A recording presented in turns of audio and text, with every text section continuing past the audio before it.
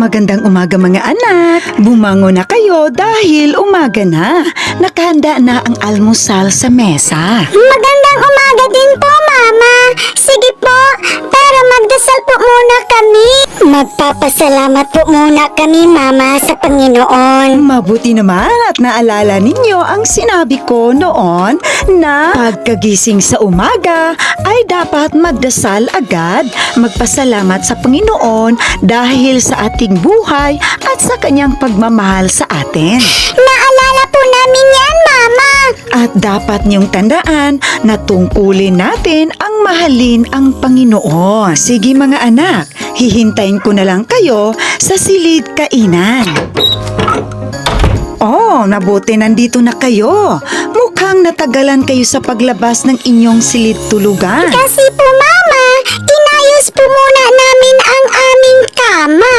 Para po maganda tingnan ang aming higaan. Tama ang ginawa niyo mga anak. Isa yan sa mga tungkulin o responsibilidad na dapat gawin ng isang batang kagaya ninyo. Ngayon, maghilamos muna kayo at hugasan ng inyong mga kamay bago kayo lumapit dito sa hapagkainan. Sige po, Mama. Tara na, Junjun! Sige mga anak, maghihintay ako sa inyo dito. Tapos na po kami, Mama. Malinis na po ang aming mga kamay. Hinugasan po namin gamit ang sabon at tubig. Tama ang mga ginawa ninyo mga anak at tandaan ninyo na isa sa mga responsibilidad o tungkulin ninyo ay alagaan ang inyong katawan at ang inyong kalusugan. Kaya panatilihing malinis ang inyong katawan. O halika na, umupo na para kumain. Magdasal po muna tayo, Mama at Junjun, bago kumain. Sige po, ate, tatahimik na po ako. Pagkatapos nating kumain mga anak, tulungan niyo naman akong maglinis ng buong bahay. Opo, Mama, tutulong po kami.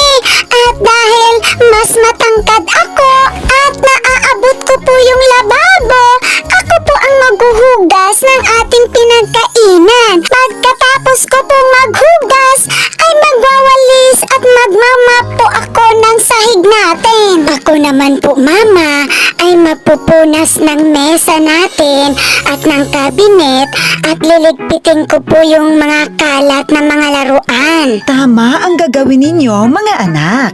At dapat ninyong tandaan, isa sa mga responsibilidad o tungkulin ninyo bilang mga anak ay tulungan ang inyong mga magulang sa mga gawaing bahay at panatilihing malinis ang loob at labas ng bahay natin. May itanong ako sa inyong mga anak, bakit kailangan ninyong tumulong sa mga gawaing bahay? Kasi po, Mama, mahihirapan at mapapagod po kayo, Mama, kung hindi kami tutulong. Matagal po kayo makatapos at matagal po kayo makapagpahinga, Mama. Kawawa naman po kayo. Baka kayo ay magkakasakit. Ayaw ko pong magkasakit kayo, Mama. Mahal po namin kayo, Mama. Salamat mga anak at mahal na mahal ko kayong dalawa. Tandaan niyo mga anak, isa sa mga responsibilidad o tungkulin ninyong mga anak ay respetuhin, sundin ang mga utos, igalang at mahalin ninyo ang inyong mga magulang. Opo, Mama, tandaan po namin. Napansin ko na ubos na ang pagkain ni Junjun. Tapos ka na bang kumain, Junjun? Opo, Mama, tapos na po ako. Ako rin po, Mama, kaya magdasal na po tayo, magpasalamat sa Panginoon. Dahil tapos na tayong kumain, ihahanda ko na ang mga labahin ko at bahala na kayo sa mga gawain ninyo. Mama, tapos na po kaming maglinis.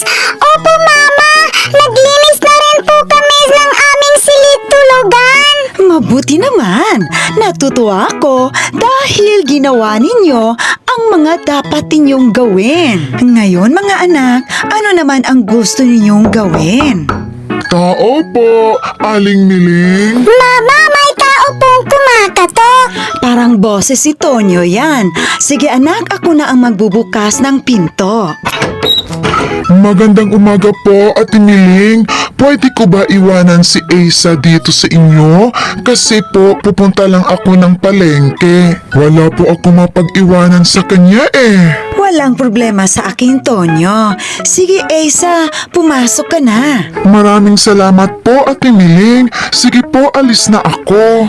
Walang anuman. Sige, ingat ka. Mama, pwede po ba kaming maglaro kay Asa dito sa bahay? At pwede po ba naming ipahiram ang aming mga laruan sa kanya, Mama?